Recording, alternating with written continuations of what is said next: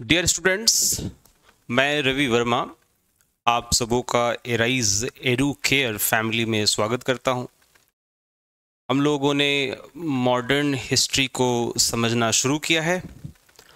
इसके पहले एक चैप्टर पे हम लोगों ने डिस्कस किया था कि मॉडर्न हिस्ट्री ऑफ इंडिया, आधुनिक भारत के इतिहास को कैसे समझा जाए, आधुनिक भारत के इतिहास को लेकर क्या स्रोत थे और आधुनिक भारत के इतिहास को समझने के लिए अलग अलग जो दृष्टिकोण था, चाहे औपनिवेशिक दृष्टिकोण था, पश्चिमी इतिहासकारों की समझ भारत के प्रति क्या थी, भारत के प्रति राष्ट्रवादियों ने किस प्रकार से समझा, इन सभी बातों को लेकर हम लोगों ने पिछले क्लास में डिस्कस कर लिया है। आज हम लोग वास्तव में आधुनिक भारत की शुरुआत करने जा रहे हैं। पिछले अध्याय में जितने भी आधुनिक भारत के इतिहास के घटनाक्रम थे, जितने भी अध्याय थे, उनकी पृष्ठभूमि के बारे में चर्चा हुई थी। आज हम लोग दूसरा चैप्टर है जिसका शीर्षक है यूरोपीय कंपनियों का भारत आगमन। आपको मैं बताऊं कि यह चैप्टर बहुत सारी चीज़ों को कवर करता है। मूलतः अब मैं ये कहूं कि किसी भी प्रतियोगी परीक्षा के लिए आधुनिक भारत के इतिहास का यह सबसे महत्वपूर्ण अध्याय है, क्योंकि यहाँ से भारत में यूरोपियों का आगमन शुरू होता है और भारत का जो आधुनिकतम समाज है, या कह सकते हैं कि प्राचीन, मध्यकाल और उसके बाद का जो भारत है, वो कैसे बनता है एक नए तरीके से, उसकी शुरुआत यूरोपियों के आने से शुरू होती है। तो यदि मैं कहूँ कि इसका कालखंड क्या है, मैंने पिछले अध्याय को बताते समय मैंने कहा था कि इतिहास को जब भी समझा जाए, जब भी पढ़ा जाए, तो कुछ मूलभूत बातों पर बहुत ध्यान देना पड़ेगा।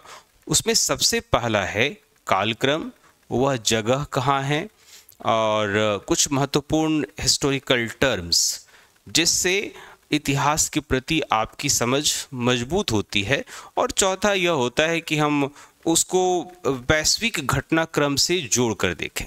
अब जैसे इसी अध्याय को देखा जाए, सबसे पहले तो मैं इसके कालक्रम की बात करता हूं कि ये कब से कब तक है। तो देखा जाए तो यूरोपीय कंपनियां जो हैं भारत में, यूरोपीय कंपनियां जो हैं वो भारत में 15वीं शताब्दी से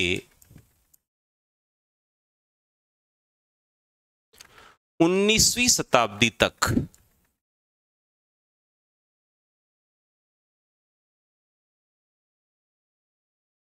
के इतिहास को निर्मित करती है। अलग अलग यूरोपीय यहाँ पर पहुँचते हैं। यहाँ पर पुर्तगाली, डच, अंग्रेज, डेनिश और फिर फ्रांसीसी, ये सभी महत्वपूर्ण हैं।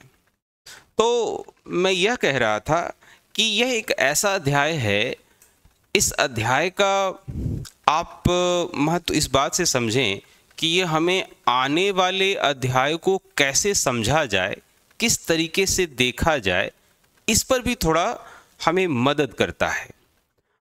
अब भारत के इतिहास में एक और प्राचीन में भी हुआ है, मध्यकाल में भी हुआ है और आधुनिक में भी, आप ये कह सकते हैं कि भारत के इतिहास को वैश्विक घटनाक्रम प्रभावित करने जा रहा है।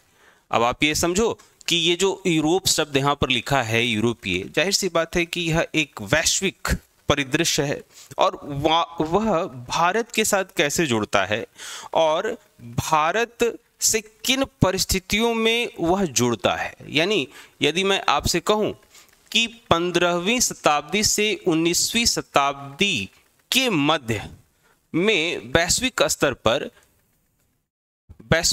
पर क्या स्थिति थी, तो एक तो हमें यूरोप को समझना पड़ेगा जिसे हम लोगों को पढ़ना है, और चूंकि भारत को भी समझना पड़ेगा कि उस समय का भारत कैसा था। यूरोप में कुछ ऐसे घटनाक्रम हो रहे होंगे जिसकी वजह से यूरोपीय भारत की तरफ आए, और भारत में ऐसी क्या राजनीतिक स्थिति थी जिसकी वजह से ये 15वीं शताब्दी में यूरोपीय जो भारत में आना शुरू करते हैं वह मूलतः 18वीं शताब्दी में अपने आप को स्टेबलाइज करना शुरू करते हैं। मैंने आपको एक चीज़ और बताया था कि छोटे मोटे घटनाक्रम एक सिलसिलेवार ढंग से इंतज़ार नहीं करना है कि हम जब कोई अध्याय में पहुँचें तब उसको जानें। जैसे रेफरेंस के तौर पे मैं यहाँ बताऊँ कि पुर्तगीज़ 1498 में और अंग्रेज जो भारत की जो सबसे इतिहास आधुनिक भारत के इतिहास को सबसे ज़्यादा प्रभावित करने वाले यूरोपीय थे, वो मूलतः 1757 के पलासी के युद्ध के बाद बहुत ज़्यादा महत्वपूर्ण हुए, या यूँ कह लीजिए कि 1764 के चौसा युद्ध के बाद और ज़्यादा मजबूत हुए। तो 1600 ईस्वी में ईस्ट इंडिया कंपनी का बनना और 1764 तक इन्हें बरकरार रखना, पुर्तगीज 1498 में भारत के व्यापारिक मार्ग को ढूंढ पाने में काफ़ी सफल हो पाते हैं, और उसके बाद ये भारत में बने रहते हैं। तो इतना लंबा गैप क्यों लगा? जाहिर सी बात है कि उस समय के भारत की जो राजनीतिक या सामाजिक या आर्थिक, ये जो अलग अलग दृष्टिकोण से जब हम किसी जगह को देखते हैं तो यहाँ पे कुछ होगा, और यूरोप में भी ये कुछ होगा। यानी कि मैं आपसे ये कह रहा हूँ कि अब हम लोग जो इस अध्याय को शुरू करें और ये जो अलग अलग टॉपिक्स हैं, इस टॉपिक्स को समझें, पुर्तगीज से संबंधित बातों को समझें, डच से संबंधित बातों को समझें, अंग्रेजों से संबंधित या अन्य यूरोपीय कंपनियों के बारे में, यूरोपीय देश के भारत के प्रति जो उठाए गए कदम थे उनके बारे में समझें। उससे पहले कुछ बातों पर विचार करने की आवश्यकता है, चाहे यूरोप हो चाहे भारत हो। अभी वर्तमान में हम लोग शुरुआत करते हैं यूरोप से, कि यूरोप की जो देश भारत की तरफ आना शुरू किए 15वीं शताब्दी में, तो उस समय का यूरोप का सामाजिक ताना बाना कैसा था, यूरोप का सामाजिक बनावट कैसा था, यूरोप उस समय किन बदलावों से होकर गुजर रहा था जिसकी वजह से यूरोप के लोग विश्व के किसी दूसरे हिस्से में जाने को लेकर प्रेरणाशील हुए। इस समय की आर्थिक स्थिति कैसी थी, यूरोप की आर्थिक स्थिति कैसी थी जिसकी वजह से ये सभी भारत की ओर आना शुरू किए। उस समय की राजनैतिक स्थिति कैसी थी, राजनैतिक स्थिति कैसी थी। तो कुल मिलाकर हम अलग अलग एस्पेक्ट से जब हम समझते हैं तब हमें थोड़ा एक बेहतरीन समझ हो पाता है। देखते हैं यूरोप में क्या चल रहा था। तो यूरोप वास्तव में 12वीं सदी से ही एक बदलाव को देख रहा था, या यूँ कहा जा सकता है कि 12वीं सदी के बाद यूरोप में एक नवीन शुरुआत हुई थी जिसे इतिहास में पुनर्जागरण कहा जाता है। इतिहास में पुनर्जागरण कहा जाता है, और इस पुनर्जागरण का केंद्र जो था वो इटली था। पुनर्जागरण का केंद्र इटली था। पुनर्जागरण का मतलब ये हुआ कि जो वहाँ की सामाजिक व्यवस्था थी, जो पहले से स्वीकार्य सामाजिक व्यवस्था थी, उस स्वीकार्य सामाजिक व्यवस्था में कुछ परिवर्तन देखने को मिलता है, और यह परिवर्तन उस समय के जो राजनीतिक हालात हैं उसको भी ये काफ़ी प्रभावित करता है। ठीक है, उस समय के राजनीतिक हालात को प्रभावित करता है। अगर मैं रेफरेंस के तौर पर आपको बताऊं कि ये जो मैं पृष्ठभूमि बता रहा हूं इसे आप कहाँ समझें, तो बहुत सारे जो पाठ्य पुस्तक हैं आप उसका सहारा ले सकते हैं, चाहे स्पेक्ट्रम हो या एनसीईआरटी हो। एनसीईआरटी 11th, वहाँ पर आप जाएंगे तो 12वीं सदी के यूरोप के बारे में बताया गया। वहाँ पे क्या था, सबसे पहले जो अगर सामाजिक बनावट के बारे में बात करें यूरोप के बारे में, 15वीं शताब्दी से 19वीं शताब्दी तक के जो हालात थे, चाहे वो भारत में चाहे यूरोप में है, मैं पहले उस पर चर्चा करना चाहता हूँ। तो जो सामाजिक बनावट थे, उस सामाजिक बनावट में 12वीं सदी से पहले समाज जो था वो मूलतः 3 वर्गों में बटा हुआ था। 3 वर्गों में बटा हुआ था, और ये 3 वर्गों में आप कह सकते हैं शासक है, धर्म को रिप्रेजेंट करने वाले लोग हैं, या फिर शासक के साथ जो लोग हैं वो हैं। लेकिन इन 3 वर्गों के बाद एक नया ऑर्डर शुरू हुआ, जिसे आप कह सकते हैं 4th ऑर्डर, और यह जो था वो नवीन मध्यम वर्ग था। ये बदलाव के बाद एक नवीन मध्यम वर्ग का उदय हुआ था यूरोप में, एक नवीन मध्यम वर्ग का उदय हुआ था। अब ये नवीन मध्यम वर्ग जो था, पहले की जो सामाजिक व्यवस्था थी जिसमें फ्यूडल सिस्टम, सामंतवाद कह सकते हैं, तो सामंतवाद में परिवर्तन आ गया। सामंतवाद में परिवर्तन आ गया। अब ये छोटे छोटे ऐसे शब्द हैं, हो सकता है आपको परेशान करे। सामंतवाद का अगर लिटरल मीनिंग देखने का प्रयास किया जाए तो एक बड़े भूभाग का जो मालिक होता था वह सामंत कहलाता था, और उसकी वजह से पूरा सोसाइटी नियंत्रित होता था। वह प्रत्यक्ष या अप्रत्यक्ष रूप से पूरे समाज का नियंत्रक था। तो इस सिस्टम को सामंतवाद कहा गया। यूरोप में एक समय में जब कह सकते हैं सामाजिक चेतना जागृत होती है, बहुत सारे राइटर्स जैसे दांते का एक नाम आता है, फिलोसफर हैं, ये सभी लोग जो हैं उस समय के लोगों को झकझोरते हैं, नवीन तरीके से सोचने पर मजबूर करते हैं, और उससे सामंतवाद में परिवर्तन आता है। और इस सामंतवाद से परिवर्तित होकर समाज जो है एक नवीन रास्ते में चलता है, जिसमें एक नवीन मध्यम वर्ग का उदय होता है। और इस नवीन मध्यम वर्ग में व्यापारी और बैंकर्स, इनके ताकत, इनकी जो सामाजिक स्थिति है वो काफी मजबूत हो जाती है।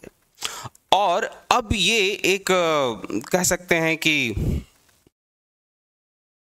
आप यह कह सकते हैं कि इनके दबाव से क्या होता है कि जो यूरोप में पहले से स्टेबलाइज लोग हैं वो नए रास्ते की तलाश करने की कोशिश करते हैं। ऐसे बहुत सारे कारण हो सकते हैं। एक सामाजिक कारण मैं आपको यह बताता हूं, ठीक है। तो सबसे पहला तो ये था। दूसरा कारण क्या था? आर्थिक स्थिति क्या थी?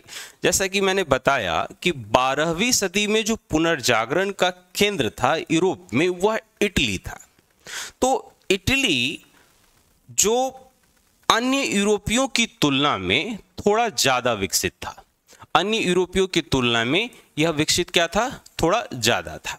और जिसकी वजह से इटली बाकी जो देश थे उनकी तुलना में यह व्यापार को लेकर वे अहेड था, थोड़ा आगे था।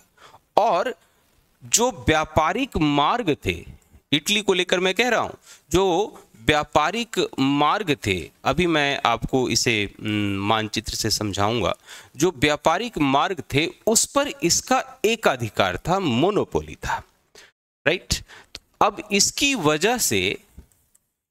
वजह से जो बाकी यूरोपीय थे वो थोड़े असहज थे, और वह यह चाह रहे थे कि इटली से संघर्ष ना करके एक नवीन रास्ते की खोज की जाए, ठीक है। आर्थिक स्थिति एक दूसरा पहलू यह भी बना कि जब पुनर्जागरण हुआ तो बहुत सारे वैज्ञानिक खोज होने शुरू हुए, या आप कह सकते हैं कि यह वैज्ञानिक जो खोज थे वो कृषि एवं प्रौद्योगिकी दोनों पर बराबर रूप से, कृषि एवं प्रौद्योगिकी में बराबर रूप से ये नवीन खोज वहाँ की जो एग्रीकल्चरल प्रोडक्शन थे, जो कृषि उत्पाद थे, उनको काफ़ी हद तक बढ़ोतरी दे देते हैं। अब जैसे ही किसी भी समाज के आय में बढ़ोतरी होती है, परिणाम स्वरूप लोगों की जो चॉइसेस हैं, जो चयन, उनके जो महत्वपूर्ण चॉइसेस कह सकते हैं कि जो उनकी जो ज़रूरतें हैं वो कुछ हद तक बढ़ जाती हैं, और ये ज़रूरतें जो पहले सिर्फ भोजन या सुरक्षा ऐसी जो चीज़ें थी, अब वो धीरे धीरे लग्जरी की ओर आगे बढ़ना शुरू हो जाता है। यानी थोड़ा सा जीवन शैली बेहतर हो जाता है पहले की तुलना में, और वैसे उत्पाद की वो खोज करते हैं या इच्छा रखते हैं जो वहाँ मौजूद नहीं है, जिसके लिए वो थोड़ा अलग प्रयास करने के लिए भी तैयार हैं। तो यहाँ पर यूरोप के सामाजिक बनावट की बात आपने देखी, आर्थिक स्थिति को लेकर देखा कि वहाँ पर कृषि एवं प्रौद्योगिकी में विकास आता है। इटली में कैसे डेवलपमेंट आता है। एक तीसरा एस्पेक्ट यह होता है आर्थिक स्थिति को लेकर कि इस प्रौद्योगिकी के विकास के साथ वहाँ पर उद्योग भी काफ़ी बेहतर हो जाते हैं। अब जब उद्योग बेहतर हो जाते हैं तो उद्योगों के बेहतर होने का परिणाम यह होता है, उद्योगों के बेहतर होने का परिणाम यह होता है कि वहाँ पर जो उद्योग हैं, आप अगर मानचित्र में पहुँचेंगे तो यूरोप और भारत की स्थिति है, तो यूरोप की तुलना में भारत जो है वो पूरब का देश है, ठीक है, और भारत की तुलना में यूरोप पश्चिम का देश है। और आप थोड़ी सी यहाँ पर ज्योग्राफिकल नॉलेज का यूज़ करेंगे तो यूरोप से ज़्यादा ज्योग्राफिकली रिच भारत या भारत के आसपास का देश है। ज्योग्राफिकली रिच का मतलब हुआ कि भौगोलिक रूप से यहाँ पर प्रकृति ने बहुत सारी सुविधाएं दे रखी हैं। यहाँ पर कृषि के जो मौसम हैं, यहाँ पर जो कृषि के उत्पाद हैं, यहाँ पे जो चीज़ें मौजूद हैं वो यूरोप में नहीं है। तो उद्योगों का विकास तकनीक की वजह से यूरोप में हो गया, लेकिन उन उद्योगों को चलाने के लिए जो कच्चे माल की आवश्यकता है वो वहाँ पर नहीं था। तो कच्चे माल की आवश्यकता के लिए भी यूरोप के देश ऐसी जगह के तलाश में थे जो उन्हें कच्चा माल उपलब्ध करा सके। एक और फिर दूसरी बात क्या थी, जो उत्पाद बने, अब एक बार फिर से समझना है, जो उत्पाद यहाँ पर इन उद्योगों से उत्पादित हुआ उसका बाजार यूरोप नहीं हो सकता था प्राकृतिक रूप से, क्योंकि तुलनात्मक रूप से हमेशा यूरोप क्या था, जो पूरब के देश हैं उसकी तुलना में कम जनसंख्या का क्षेत्र था, एक बात। और दूसरी चीज क्या थी कि इनके प्रतिद्वंदी पहले ही से मौजूद थे। यानी कि जब मैं यूरोप कहता हूं तो यूरोप में जो बहुत सारे देश थे उनमें अलग अलग धड़े बटे हुए थे और उनमें आपस में भी प्रतिद्वंदिता थी। जैसे हम जब आगे पढ़ेंगे पुर्तगालियों को, डचों को, अंग्रेजों को, डेनिश को, फ्रांसीसियों को, तो भारत पर एकाधिकार को लेकर इन सबों में खूब संघर्ष होता है। एकाधिकार को लेकर इनमें बहुत संघर्ष देखने को मिलता है। जैसे आपको मैं बताऊं कि पुर्तगालियों का अंग्रेजों के साथ काफ़ी युद्ध हुआ और ये एक पड़ाव पर आकर समझौते पर, वैवाहिक समझौते पर ख़त्म होता है। डचों का सामना पुर्तगालियों ने किया, अंग्रेजों ने डचों को हराया, अंग्रेजों ने डेनिशों को मजबूर किया कि अपनी जो व्यापारिक संपदा है वो इनके हवाले करे। अंग्रेज और फ्रांसीसियों के बीच में तो गजब का संघर्ष देखने को मिला। आप इतिहास के पन्नों में कर्नाटक युद्ध सुने होंगे। वे सभी तथ्यों को हम लोग एक एक करके देखेंगे। देखिए, इस अध्याय की जो आप महत्ता कह सकते हैं, तो इस अध्याय की महत्ता आपको MCQ या फिर SAQ, LAQ या आप यह भी कह लीजिए कि इंटरव्यू तक इस अध्याय की महत्ता है। इंटरव्यू मतलब जो आपको इतिहास के प्रति समझ क्या हो सकती है, इतिहास में ये घटनाक्रम कैसे एक दूसरे से जुड़े हुए हैं, इन सभी घटनाक्रम का स्वतंत्र कोई भी वजूद नहीं है। इन घटनाक्रम का स्वतंत्र कोई वजूद नहीं है, बल्कि सभी एक दूसरे से जुड़े हुए हैं। इसीलिए मैंने कहा कि आप जब इतिहास को पढ़ें तो जिस समय की ऐतिहासिक घटनाक्रम हो रही होती है उस समय के दृष्टिकोण से देखें, पहला काम। दूसरा, इतिहास में वो घटनाक्रम क्यों हुआ। जैसे मैं आपसे ये सवाल पूछूं कि भारत में पुर्तगाली आए, डच आए, अंग्रेज, डेनिश, फ्रांसीसी आए, लेकिन ये पुर्तगाली ही सबसे पहले क्यों आए? तो ये इसका भी जवाब हमें ढूंढना पड़ेगा कि पुर्तगाली ही क्यों आए। जैसे मैंने कहा कि इटली इन सबों में थोड़ा ज्यादा विकसित था, तो इटली कभी क्यों भारत में नहीं आया? इन सभी सवालों का हल जब आप ढूंढेंगे तब आपका जो अवधारणा होगा इस टॉपिक को लेकर वो बड़ी शानदार बनेगा। तो दो तीन चीजें जो हैं जोड़कर आपको देखना है। भारत पर एकाधिकार को लेकर इनमें बहुत सारे संघर्ष देखने को मिले। तो मैंने बताया कि यूरोप की जो सामाजिक बनावट थी वो परिवर्तित हुई, आर्थिक जो गतिविधियां हो रही थी वो परिवर्तित हुई। आर्थिक गतिविधियों में मैंने कहा कि इटली बड़ी शानदार स्थिति में था, तो उस प्रतिद्वंदिता से आगे निकलने की जो छटपटाहट बाकी यूरोपियों में थी उन्हें आगे ले जाने को विवश करता है। कृषि एवं प्रौद्योगिकी में काफ़ी डेवलपमेंट हो रहा था। कृषि एवं प्रौद्योगिकी में डेवलपमेंट की वजह से, कृषि एवं प्रौद्योगिकी की डेवलपमेंट की वजह से भी व्यापार के नवीन रास्ते ढूंढे गए। उद्योग के लगने की वजह से, प्रौद्योगिकी की वजह से उद्योग लगे, और उद्योग की वजह से उत्पाद बनाने के लिए जो कच्चे माल की तलाश है तो पूरब के देश की ओर आगे बढ़े, या फिर जो तैयार उत्पाद थे उनको बेचने के लिए भी बाजार चाहिए था, तो बाजार के लिए भी वो पूरब की ओर रुख किए। अब यहाँ पे मैं एक दो सवाल आपसे लेता हूँ। सबसे पहला सवाल तो मैंने यहाँ पर पहले से ले रखा है कि इन सभी में पुर्तगाली जो है वो सबसे पहले क्यों आए और कैसे आए? पुर्तगाली का आगमन है, हम लोग तथ्यों को समझेंगे, लेकिन ये कैसे आए, क्यों आए, इस सवाल का जवाब हम लोग ढूंढते हैं। देखिए यहाँ पर हमारे सामने विश्व का मानचित्र है। यहाँ पर मैं एक ऐसा रंग चयन करता हूँ जो थोड़ा सा कैमरे में बहुत स्पष्ट रूप से दिखाई दे। ठीक है, मैंने ब्लैक लिया है और भी कलर मैं चेंज करूँगा। पहले पोजीशन समझते हैं।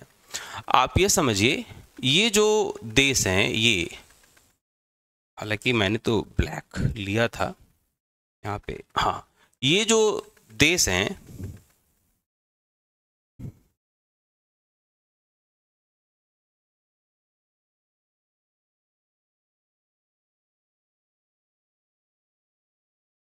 ये सभी जो देश हैं ये यूरोपीय देश हैं, यूरोपीय देश हैं। ठीक है, अब यहाँ पर जो भारत की स्थिति है वो यहाँ है। यूरोपीय भारत में आने को लेकर प्रयास करते हैं, और जो सबसे पहला यूरोपीय आया वो ये रहा, इतना छोटा, यहाँ पर पुर्तगाल और फिर ये स्पेन। ये दोनों ही देश काफ़ी महत्वपूर्ण है। पहले मैं इनके पोजीशंस को बताता हूँ, फिर मैं जो बार बार नाम ले रहा था इटली का, राइट, तो उसकी पोजीशन रही ये, करेक्ट। मैंने ये कहा कि 15वीं शताब्दी में अन्य यूरोपीय देश की तुलना में इटली थोड़ा ज़्यादा विकसित स्थिति में था। अगर एक पॉइंट ऑफ रेफरेंस के लिहाज से समझना चाहें तो जैसे वर्तमान का भारत है या भारत के आसपास के देश है, कुछ वैसा ही इटली था। विज्ञान एवं तकनीक का शानदार उपयोग हो रहा था, हर चीज़ें हो रही थी। ठीक है, और इटली ने क्या किया था कि जो पूरब के देश थे उनसे व्यापार को लेकर एकाधिकार स्थापित कर लिया था। पुर्तगाल और स्पेन या बाकी यूरोपीय देश से पहले, लेकिन वह जो एकाधिकार हुआ था वो कुछ इस रास्ते से हुआ था। देखिए उस समय आपको एक और वर्ष याद करना पड़ेगा, 1869, मैं यहाँ पर लिख देता हूँ।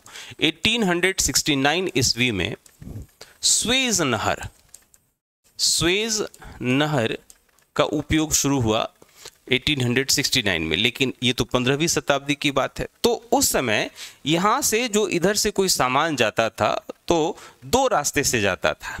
एक तो ये रास्ता था इजिप्ट, और फिर इजिप्ट से इटली में गया, या फिर टर्की और टर्की से, यानी कि आप ये समझो एक रास्ता ये और एक रास्ता ये, फारस की खाड़ी होते हुए ईरान, इराक, ये टर्की होते हुए यहाँ पर पहुँचता था इजराइल में, इटली में, और फिर ये क्या होता था कि ये बाकी इटली के शहरों में यहाँ से सामान पहुँचाए जाते थे। तो अगर अगर अगर कोई पुर्तगीज यह चाहता कि वो इन रास्तों का प्रयोग करके भारत में पहुंचे, तो फिर इनसे संघर्ष करना पड़ता, क्योंकि यहां से जो चीजें चाहिए थी वो यहां की इकोनॉमी के लिए बहुत आवश्यकता था, तो उन्हें इनसे संघर्ष करना काफी मुश्किल था। तो इस दो रास्ते को छोड़कर इनके पास दो विकल्प थे कि या तो एक लंबा चौड़ा ये पूरा साउथ अटलांटिक ओशियन का उपयोग करें और भारत पहुंचे, या फिर दूसरा रास्ता था कि ये जमीन के रास्ते यहां पहुंचे। तो जमीन के रास्ते आने से भी परेशानी यह थी कि रास्ते में बहुत सारे देश थे और सबों के साथ तो यही मामला होता, कहीं ना कहीं आर्थिक संघर्ष, कहीं ना कहीं वो राजनीतिक संघर्ष, युद्ध की स्थिति। तो ऐसे में व्यापारिक मुनाफा तो बिल्कुल नहीं होता। हाँ, ये जरूर होता कि अन्य देशों के साथ आपके राजनीतिक संबंध जो थे वो खराब हो जाते। तो कुल मिलाकर एक पुश फैक्टर था, एक दबाव था कि यहाँ से जो पुर्तगीज या जो अन्य यूरोपीय हैं वो एक ऐसे रास्ते की तलाश करें जिसमें बाधा कम हो। और आपको मैं बताऊं कि आज के अंतर्राष्ट्रीय परिप्रेक्ष्य में जिस प्रकार समुद्र पर एक अधिकार सभी देश जताते हैं, उस समय तक यह मामला नहीं था, क्योंकि बहुत सारे देश के पास तो ऐसे हालात थे कि उनके पास एक सेंस ऑफ नेशन, राष्ट्र की भावना का विकास भी नहीं था, और इतनी तकनीक भी नहीं थी कि यदि कोई समुद्र में उतर रहा हो तो उसे चुनौती भी दिया जा सके। और ये अब तक प्रचलित रास्ता नहीं था।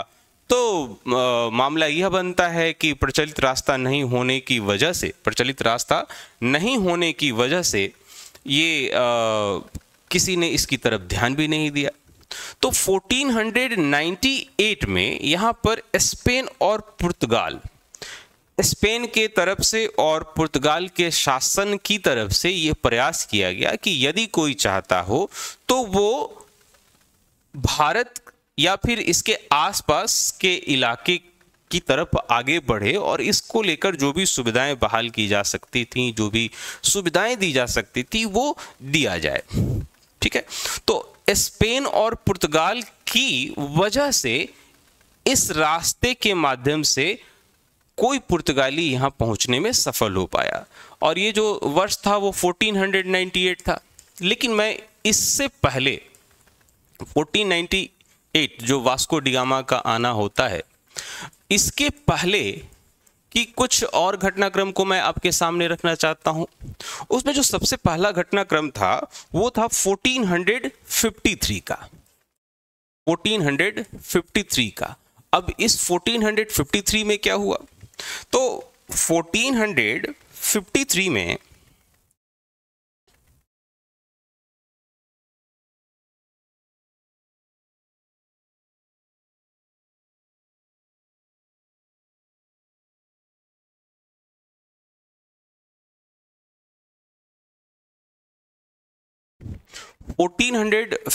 में क्या हुआ कि यहां पर जो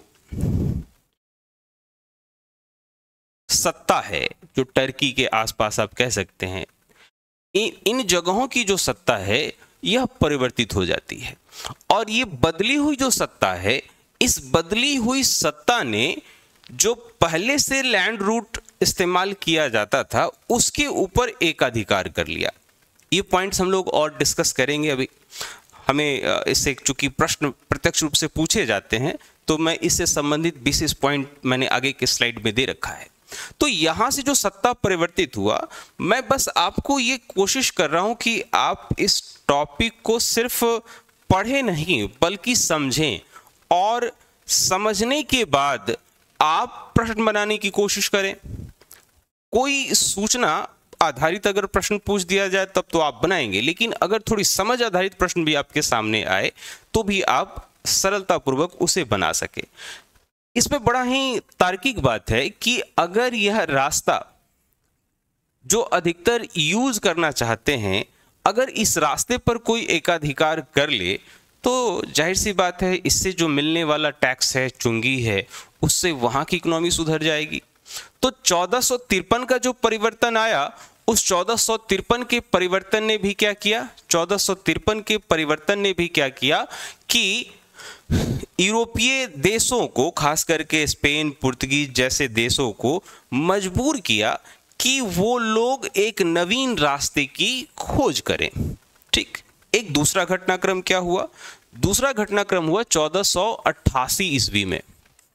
1488 ईस्वी में, मैं कलर बदल लेता हूं ताकि अच्छे से आप देख सको, 1488। अब ये वर्ष क्यों महत्वपूर्ण है, यानी कि 1498 से एकदम 10 वर्ष पहले। तो देखिए इस वर्ष क्या हुआ था कि एक और पुर्तगीज था, बार्थोलोमियो।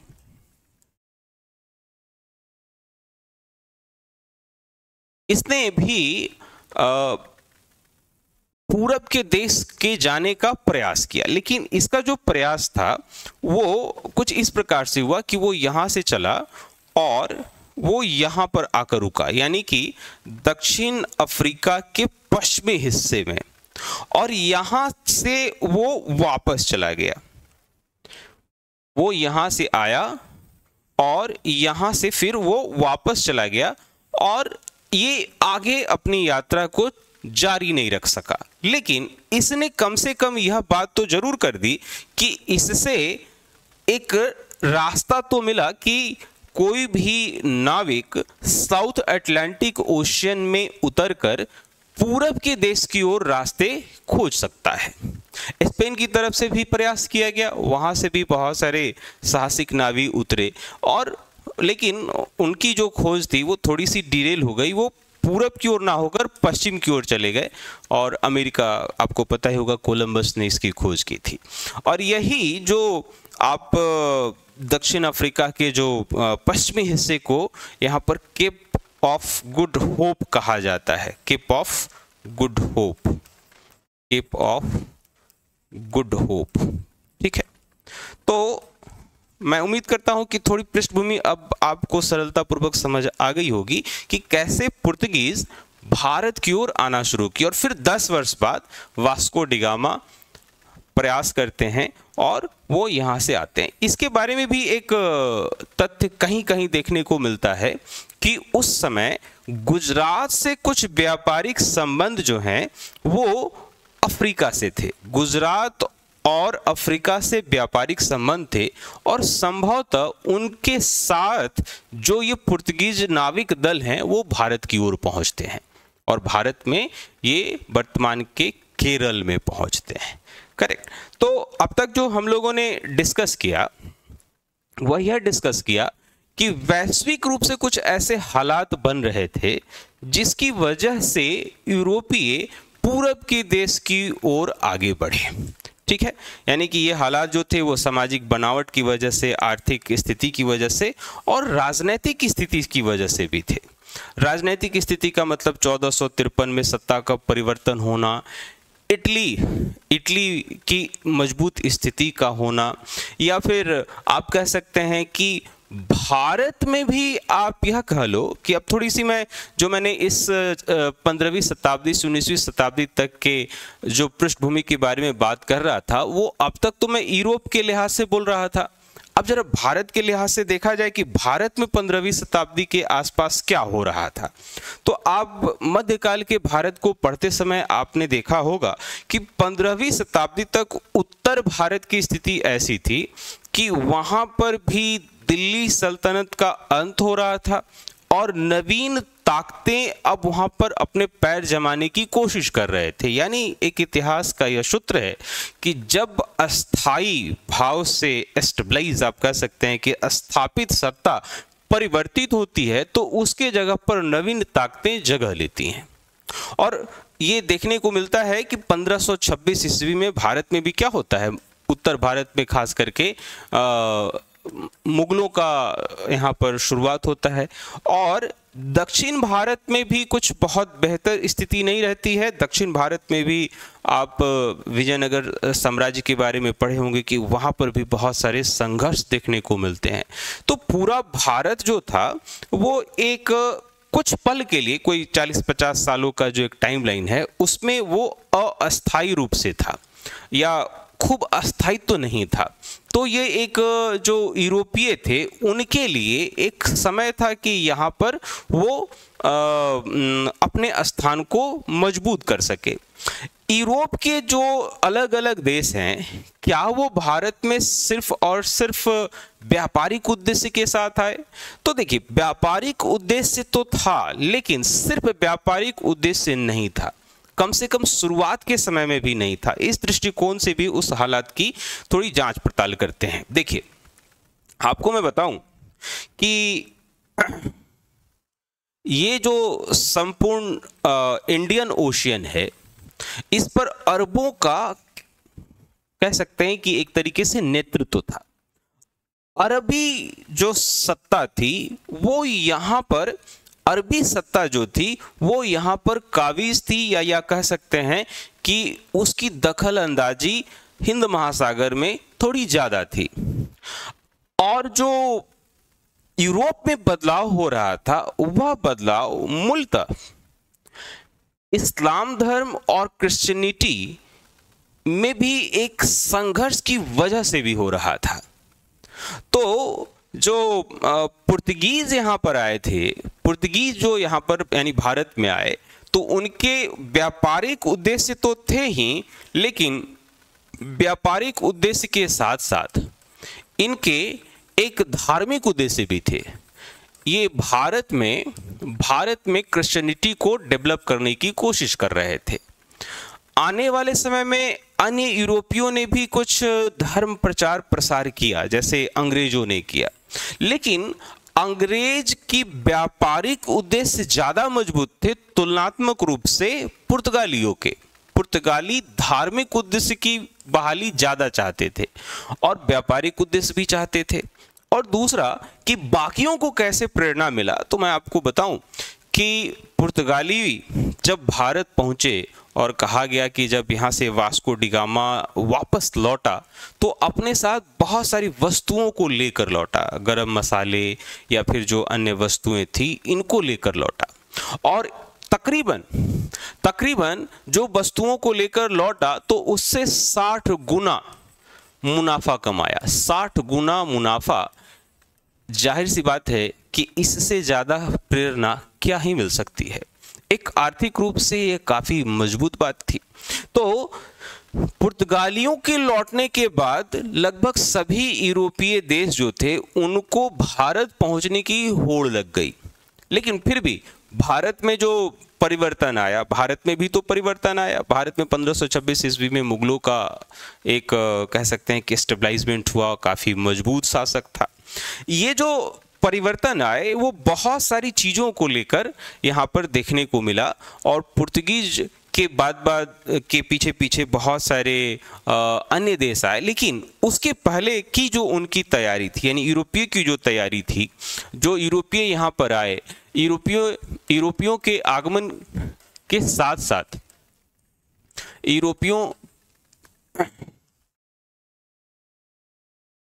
यूरोपियों के आगमन के साथ साथ वैश्विक रूप से बहुत सारी चीजें परिवर्तित हुई। जैसे वो परिवर्तन क्या हुआ? सबसे पहला जो परिवर्तन हुआ वो ये हुआ कि समुद्री यात्रा को लेकर लोगों की नजरिया, समुद्री यात्रा के प्रति लोगों का जो नजरिया है वो काफी बदल गया। दूसरा, सुरक्षा की भाव को लेकर अस्त्र शस्त्र जो थे, भाव को लेकर नवीन अस्त्र शस्त्र बनने शुरू हो गए। तीसरा, धार्मिक रूप से भारत में नवीन विचारधारा जगह लेना शुरू किया, नवीन विचारधारा का आगमन हुआ। अब मैं यहां पर एक बार फिर से कहूं कि ऐसा नहीं था कि सबसे पहले भारत में क्रिश्चियनिटी का जो डेवलपमेंट है वो सिर्फ पुर्तगीज के समय में हुआ, इसके पहले भी हुआ था, लेकिन ये थोड़ा ज्यादा महत्वपूर्ण रूप से हुआ। फिर चौथा क्या देखने को मिल सकता है? चौथा जो यूरोपियों के आगमन के साथ साथ जो परिवर्तन देखने को मिला, उस परिवर्तन में यह था कि भारत में, खास करके भारत के जो दक्षिण हिस्से में, भारत के दक्षिण हिस्से में भारत में काफी परिवर्तन, राजनीतिक रूप से काफी परिवर्तन देखने को मिला। राजनीतिक रूप से काफी परिवर्तन हुआ और नवीन राजनीतिक रूप से काफी परिवर्तित हुआ और नवीन स्थानों का उदय होना शुरू हुआ। जो अलग अलग यूरोपियों ने भारत में अपने कोठी या फिर अपने व्यापारिक स्थल, इन सब चीज़ों की शुरुआत की। क्या क्या घटनाक्रम हुआ था? जैसे अगर थोड़ी एक और पृष्ठभूमि के साथ ले लें, जो मैं टॉपिक 1 ले रहा था, कि प्राचीन काल में यूनानियों के भारत आगमन के साथ ही भारत और यूरोप के मध्य व्यापारिक संबंध स्थापित हुए थे प्राचीन काल में। लेकिन उस समय सिकंदर का जब आगमन हुआ तो वो सिकंदर का जो आगमन हुआ था स्थल मार्ग से हुआ था, और आपको पता ही होगा कि स्थल मार्ग से आने को लेकर सिकंदर के पास कोई विकल्प नहीं था कि वो पूरे जो भी रास्ते में मिले सबके साथ वो युद्ध करते ही हुआ आया, दूसरा कोई विकल्प नहीं था। पूर्व मध्यकाल में एशिया और यूरोप के बीच व्यापार अरब देशों के व्यापारिक मध्यस्थता से होता था, तो अरब देश काफी ताकतवर थे, ये बात भी मैंने बताया। यह व्यापार स्थल मार्ग से होता था, परंतु 1453 ईस्वी में मैं जब इसकी पृष्ठभूमि समझा रहा था तो मैंने बताया था कि यह वर्ष काफी महत्वपूर्ण है। 1453 ईस्वी में तुर्की साम्राज्य का कुस्तुनतुनिया पर अधिकार हो जाने के उपरांत स्थल मार्ग से व्यापार अवरुद्ध हो गया, जिससे वैकल्पिक मार्ग के रूप में यूरोप के व्यापारी सुरक्षित समुद्री मार्ग की तलाश करने लगे। देखिए, मैं जब भी इतिहास को आपके सामने रखूंगा तो मेरा यह अप्रोच रहेगा कि आपके लिए प्रीलिम्स हो, मेंस हो या फिर इतिहास के प्रति समझ हो, यानी कि कितनी दफ़ा आप जब इतिहास पढ़कर इंटरव्यू में पहुंचते हैं तो वहाँ भी ऐसे प्रश्न पूछ लिए जाते हैं जो आपकी सूचना, तो ठीक है कि ये सब सूचनाएं हैं, लेकिन समझ पर बातें हो जाती है। तो इस एनालिसिस से वह खंड भी जो होगा वह भी गाइड होगा, ठीक है। तो यह व्यापार स्थल मार्ग से होता था, परंतु 1453 ईस्वी में तुर्की साम्राज्य का कुस्तुनतुनिया पर अधिकार हो जाने के उपरांत स्थल मार्ग से व्यापार अवरुद्ध हो गया, जिससे वैकल्पिक मार्ग के रूप में यूरोप के व्यापारी सुरक्षित समुद्री मार्ग की तलाश करने लगे। पुर्तगाल व स्पेन देश भौगोलिक खोजों में अग्रणी थे, और ये क्यों थे? इटली की दबाव से। पुर्तगाल राजकुमार हेनरी द नेविगेटर, अब यही प्रश्न जो है, इस तरीके की सूचनाएं जो होती हैं वो एक दिवसीय प्रतियोगी परीक्षाओं में पूछ दी जाती हैं। हेनरी द नेविगेटर द्वारा समुद्री यात्राओं और भौगोलिक खोजों को प्रोत्साहित किया गया। प्रोत्साहित किया गया का मतलब जो सुविधाएं चाहिए थी वो बहाल किए गए।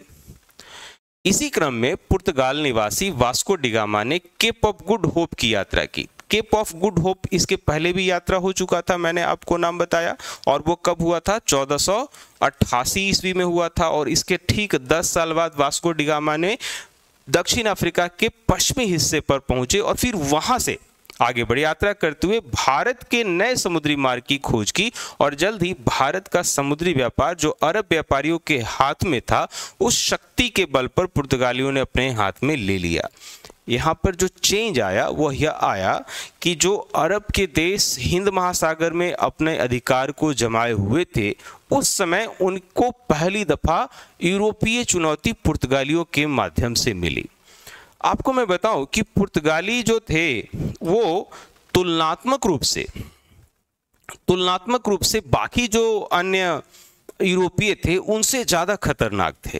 यह अलग बात है कि ये आपसी संघर्ष में अंग्रेजों से सभी पिछड़ गए, लेकिन तुलनात्मक रूप से ये ज़्यादा खतरनाक थे। मूलतः इन्होंने समुद्र पर अधिकार बनाए रखने को लेकर काफ़ी एग्रेसिव पॉलिसी को अपनाया और समुद्री लूटपाट तक शुरू कर दी थी।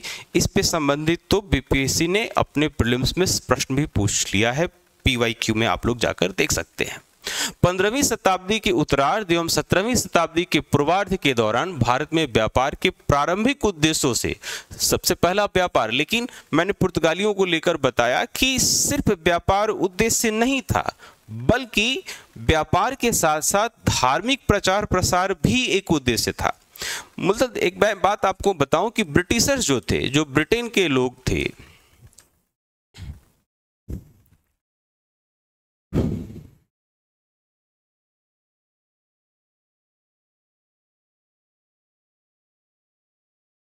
जो ब्रिटेन के लोग थे, ब्रिटेन के जो व्यापारी थे, उनकी प्राथमिक उद्देश्य क्या थी? प्राथमिक उद्देश्य जो थी वो प्राथमिक उद्देश्य व्यापार को ही बढ़ावा देना था। प्राथमिक उद्देश्य व्यापार था और इस व्यापार को मजबूत करने के लेकर व्यापार को मजबूती मिल सके, इसको लेकर उन्होंने धार्मिक दृष्टिकोण अपनाया था। इसको लेकर उन्होंने धार्मिक दृष्टिकोण अपनाया था। लेकिन जो पुर्तगाली थे वो सबसे पहले धार्मिक दृष्टिकोण नहीं बल्कि सबसे पहले व्यापारिक नहीं बल्कि धार्मिक उद्देश्य को ही अपनाया था। ठीक है, तो 15वीं शताब्दी के उत्तरार्ध 17वीं शताब्दी के पूर्वार्ध के दौरान भारत में व्यापार के प्रारंभिक उद्देश्यों से प्रवेश करने वाली यूरोपीय कंपनियों ने यहाँ की राजनीतिक, आर्थिक तथा सामाजिक स्थिति को लगभग 350 वर्षों तक प्रभावित किया। यानी कि अगर मैं आपसे कहूं कि भारत के इतिहास में 1500 से लेकर 1950 तक आप ये कह सकते हैं कि लगभग 450 वर्ष यह हो जाता है। तो 1500 से लेके 1950 तक की जो पूरी की पूरी राजनीतिक दशा दिशा, सामाजिक स्थिति, आर्थिक स्थिति, विदेश संबंध, ये जितने भी हैं इन सबका परिवर्तन इन्होंने किया। यूरोपियों के आने से भारत पर बहुत सारी चीज़ों का प्रभाव पड़ा। हम लोग आधुनिक भारत के इतिहास को जब समझने का प्रयास करते हैं तो मैंने पहली क्लास में तो आपको यह समझाया भी था कि ब्रिटिशर्स के आने से आर्थिक क्या प्रभाव पड़ा, सामाजिक क्या प्रभाव पड़ा। मैंने चैप्टर्स के नाम बताए और आगे जाकर इस पर हम लोग विस्तृत चर्चा भी करेंगे। तो धैर्यपूर्वक आगे चीज़ों को देखना है। लगभग 350-450 वर्षों तक यूरोपियों ने काफ़ी भारत की जो आधुनिक भारत की इतिहास की कहानी है उस पर काफी प्रभाव डाला। ठीक है, तो इन यूरोपीय कंपनियों का जो भारत में आगमन हुआ कुछ इस क्रम में हुआ। पुर्तगाली सबसे पहले, फिर उनके पीछे डच, अंग्रेज, डेनिस और फ्रांसीसी। ये डच जो हैं वो नीदरलैंड के निवासी थे। कहाँ के थे? नीदरलैंड के निवासी थे। ठीक है, ये नीदरलैंड के निवासी थे। पुर्तगाली, डच, अंग्रेज, डेनिश और फ्रांसीसी। लेकिन इन सबों में सबसे महत्वपूर्ण अंग्रेज है। इन सबों में सबसे महत्वपूर्ण अंग्रेज है। ठीक है, तो ये यूरोपियों के आगमन के पहले की पृष्ठभूमि मैंने आपसे चर्चा की। यूरोपियों के आगमन से संबंधित जो कुछ बातें थी, जो यूरोप में क्या चल रहा था, जिसकी वजह से वो भारत की ओर आए, इसके बारे में मैंने चर्चा की। अब ये जो एक एक करके यूरोपीय कंपनियां हैं उनके बारे में हम लोग चर्चा करेंगे। यानी जो हमारा अगला टॉपिक होगा, भारत में पुर्तगालियों का आगमन होगा। ठीक है, यूरोपीय कंपनियों में पुर्तगाल जो था वो एस्तादो द इंडिया के नाम से एक सूचना है, ये भी से हम लोग देख लेते हैं। जैसे पुर्तगाली, डच, अंग्रेज, डेनिस और फ्रांसीसी जो हैं यहाँ पर आए तो उन्होंने अलग अलग कंपनियों का निर्माण किया। करेक्ट, और उस कंपनियों में पुर्तगाल की कंपनी जो थी उसका नाम एस्तादो द इंडिया, जो 1498 में स्टेबलाइज हुई। Holland Verenigde Oost Indische company 1602, England East India company 1590 ईस्वी, Denmark Danish East India company 1616, company देश ओंतेलेस 1664, स्वीडन ईस्ट इंडिया कंपनी। कभी कभी ये प्रश्न पूछ दिया जाता है कि ईस्ट इंडिया कंपनी की स्थापना के समय में भारत में कौन शासक था। तो मैं अक्सर ये कहता हूं कि किसी घटनाक्रम का तुलनात्मक अध्ययन कीजिए। घटनाक्रम का क्या कीजिए? तुलनात्मक अध्ययन कीजिए। घटनाक्रम का तुलनात्मक ठीक है, इस तरीके से प्रश्न खूब पूछे जाते हैं। ठीक है, तो ये टॉपिक 1 था। हम लोग अब अगले क्लास में टॉपिक 2 ऑनवर्ड्स इस चैप्टर को कंप्लीट करेंगे।